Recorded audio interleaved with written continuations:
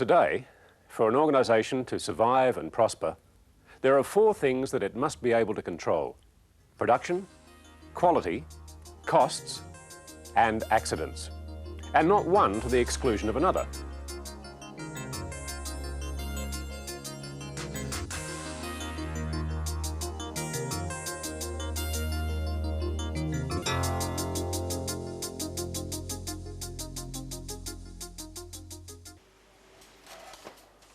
In the past, safety has been very often regarded as a necessary evil, a cost to add to the overall operational costs, or in other words, an adjunct to production.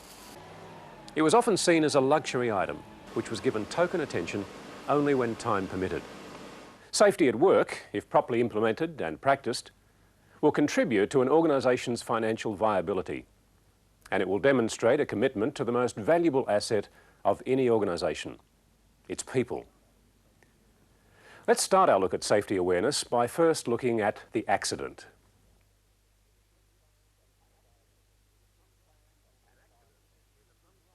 An accident is an unplanned and undesirable event which interrupts normal activity.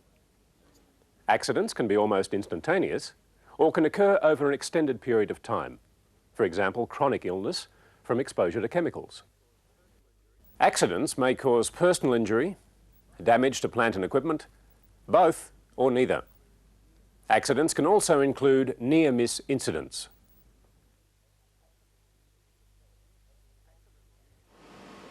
Accidents usually occur as the result of the combination of a number of contributory factors. Factors including environmental conditions, such as fumes, excessive noise, extremes of temperature, and inadequate illumination. The layout of the workplace and the design of tools and equipment can also have a significant influence on the frequency of accidents. There is, however, one constant factor involved in every accident: the human factor. Every single accident that occurs has at least one person directly or indirectly involved. Indirect involvement includes such things as faults with the original design of a piece of equipment, inappropriate purchasing decisions, and even the behaviour of fellow individuals in the workplace. Direct involvement in accidents can often be the result of one of the following: fatigue, stress, taking shortcuts, lack of experience, lack of training, lack of concentration, not wearing appropriate personal protective equipment, using the incorrect tool, and not following work practices. As you can see, the list can go on, but the important message here is that we see why and how accidents occur. The real question is, what can we do to reduce accidents? And the answer to that question starts with everyone becoming safety aware. Safety awareness is all about understanding the need to prevent avoidable accidents. And there are 3 compelling reasons why every organisation and every individual must accept accident prevention as a vital element of all activity in the workplace. And they are humanitarian, economic, and legal.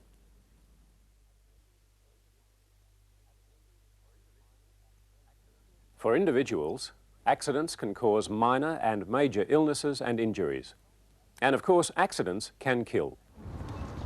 The results of accidents can include physical and psychological pain, loss of income, and loss of job security.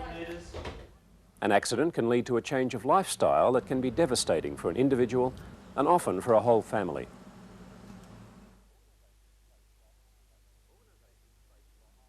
Organisations face loss through absenteeism, higher accident compensation premiums, and lost productivity.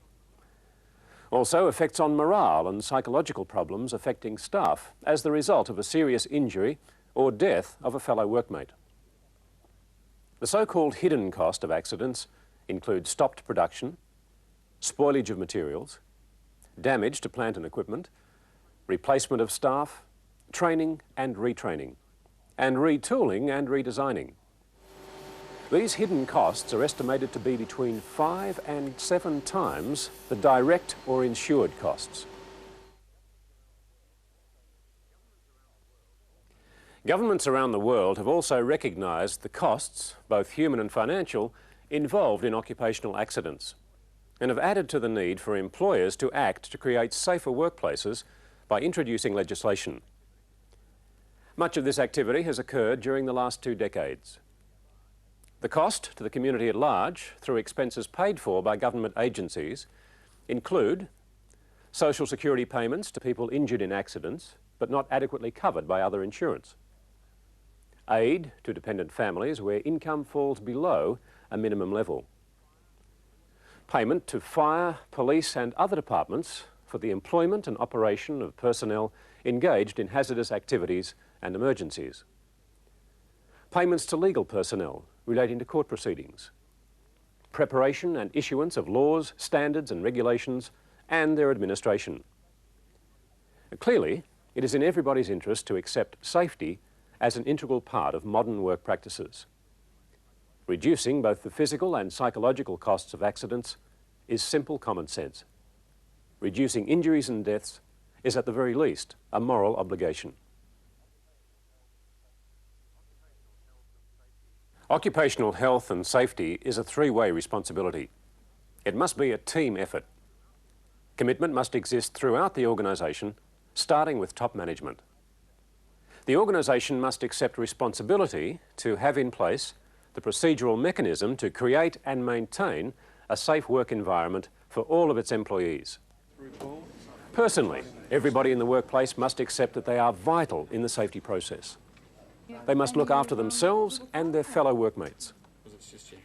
And finally, the government must continue its role to police minimum standards of acceptable safety practice by continuing to introduce and enforce safety legislation.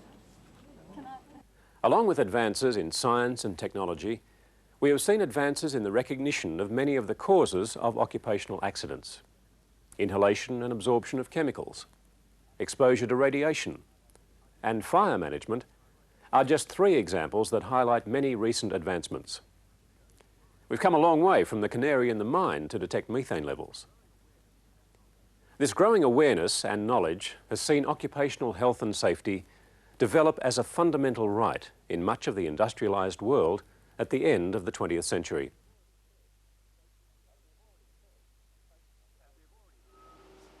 As we have already said, safety starts with commitment.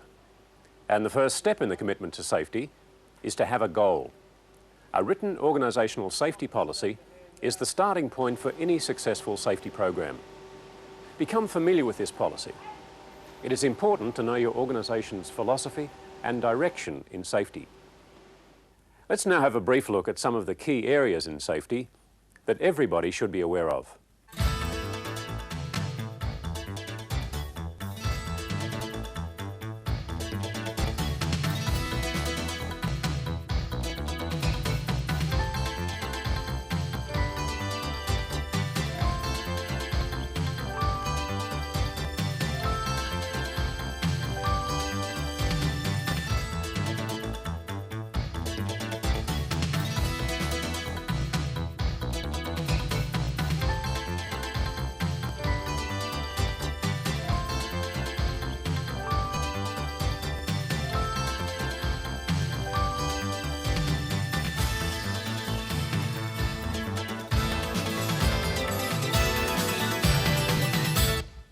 Clearly, as we've just seen, no workplace can be 100% safe.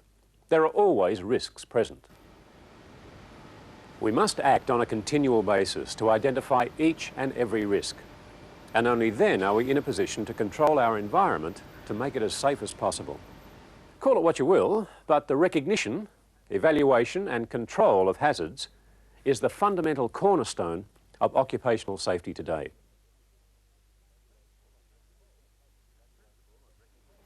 This principle of recognition, evaluation and control of hazards has led to many job functions having written safe work procedures. The hazards have been recognised or identified, in many cases by trained and experienced personnel who have developed a strategy to safely carry out a particular job function. A safe work procedure will take into account the hidden risks, things that to an untrained eye may go unnoticed. For example, toxic fumes from an odourless gas. It is of paramount importance that laid down safe work procedures are followed by everyone in the workplace. There's no room for the old adage, "It won't happen to me."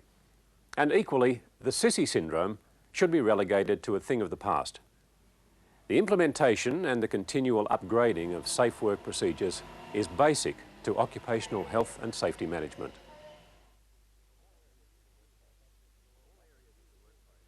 All areas of the workplace, from the office to the factory floor to the vehicle, present a myriad of safety risks. But one thing that every job has in common is the risk associated with manual handling. Regardless of your job, you'll be involved to some degree or other in manual handling. A ream of paper, a computer, files, a chair. Moving these items is often just as likely to cause a problem as constant manual handling tasks in areas like warehousing and dispatch, where they're used to handling loads on a regular basis. So what are the basic elements we should all be aware of when handling a load of any description? Just like all other hazards, there must be a strategy in place to control manual handling hazards. With manual handling, the approach is relatively simple. We can ask a series of questions. Must the load be moved? With proper planning and organisation, many manual handling tasks can be eliminated. Must a load be lifted? Some loads can be slid, pushed, pulled, rolled, poured or pumped, removing the need to lift. Can it be moved mechanically? If possible, use a crane, forklift, winch or hand truck to handle the load. Can the load be reduced? Break a load into 2 or more components if possible. Can assistance be gained? Some loads require a team to handle the size, bulk or weight. And finally, whether assistance is available or not. There is one last question which must be asked. Is the load too heavy to lift safely? Don't lift a load that's too bulky, too awkward, or is not within your comfortable lifting capacity. As lifting and carrying is involved in about 70% of all manual handling tasks, let's take a brief look at the correct procedure we should employ. The first step is preparation. Make sure the path is clear of obstructions. Next, check the load for sharp edges and things like staples. And then size up the load. With this step, we are trying to ascertain the weight and whether this falls into the lifting capacity of the person performing the task. We can size up the load by moving it from side to side, or in the case of a box, the details as to the contents and weight may be on an information panel on the side.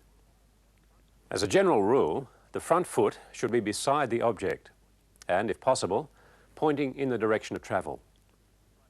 The back foot should be slightly behind and hip width from the front foot. This achieves a stable base and allows for an even distribution of weight.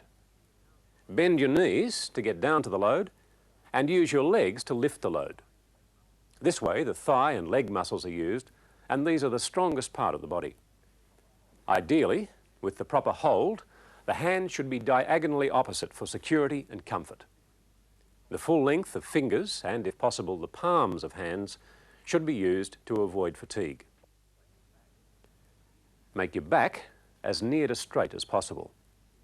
Raise your head with the chin in just before lifting, as this will help you keep your spine straight. During the lift, keep your arms as straight as possible and your elbows into the sides. Don't change your grip while carrying and directly face the spot on which the load will rest. It is also important to remember when lifting and carrying to avoid twisting at all times. Twisting, even with very light loads, is the cause of many muscle, ligament and disc injuries. Always move your body rather than twist. This often will require you to stand, but the added effort could well prevent a lifetime of back problems.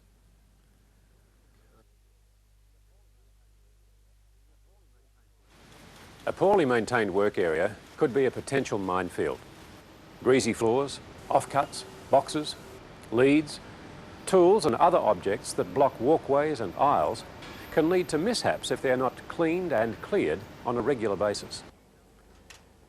Good housekeeping is the ongoing maintenance of all work areas and access ways. It is more than just having a pleasant environment to work in. A clean, neat and orderly workplace is a key factor in accident, injury and fire prevention. Good housekeeping practices, both indoors and outdoors, reduce the danger of fire simply because they are time-proven methods of controlling the presence of unwanted fuels, sources of ignition and obstructions. There must be an ongoing effort to ensure that flammable materials and liquids are stored correctly. Materials stored in a haphazard manner compound the housekeeping problem. Disordered storage lends itself to the accumulation of debris and rubbish in neglected corners. Flammable waste must be removed for disposal rather than being used to clutter work areas. Emergency exits and all stairways and landings must be kept free of obstructions at all times. Good housekeeping practices will also reduce the likelihood of injuries caused by protruding objects and will reduce the number of slips, trips and falls incidents.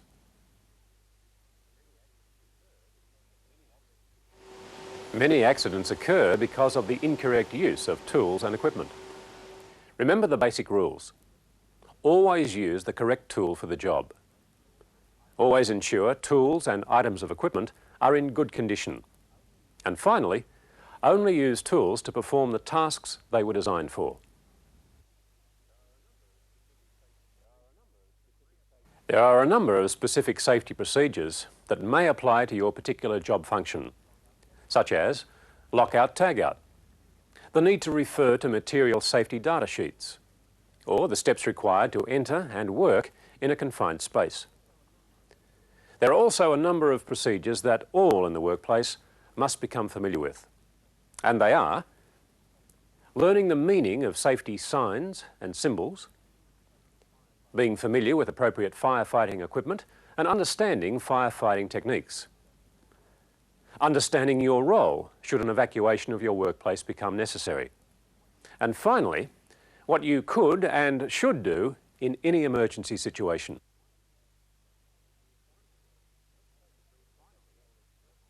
Finally, let's take a brief look at the role of personal protective equipment in modern occupational health and safety philosophy.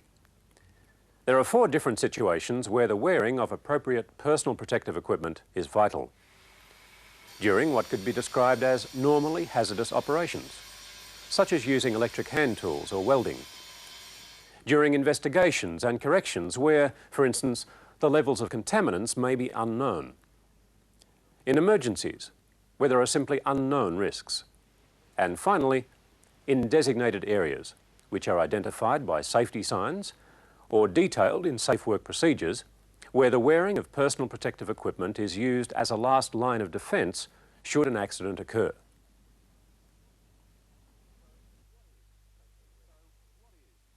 So, what is safety awareness? It's a responsibility, a commitment, an obligation. It's understanding that hazards exist and a willingness to contribute to control these risks. It's common sense, teamwork and safe work procedures. New methods of production, new equipment, new processes and new products must lead to new and improved safety procedures in the years to come. As we said at the beginning of this program, for an organisation to survive, it must be able to control production, quality, costs and accidents. Learning to control accidents at work has a major side benefit. As we all know, accidents occur outside the workplace. Many accidents occur in and around the home. If we take the opportunity to learn the skills of recognition, evaluation and control of hazards at work and apply exactly the same principles off the job, we can help prevent injuries and illnesses to our children and families. The costs of accidents in anybody's language is too high to ignore. Safety awareness is the first step in accident prevention.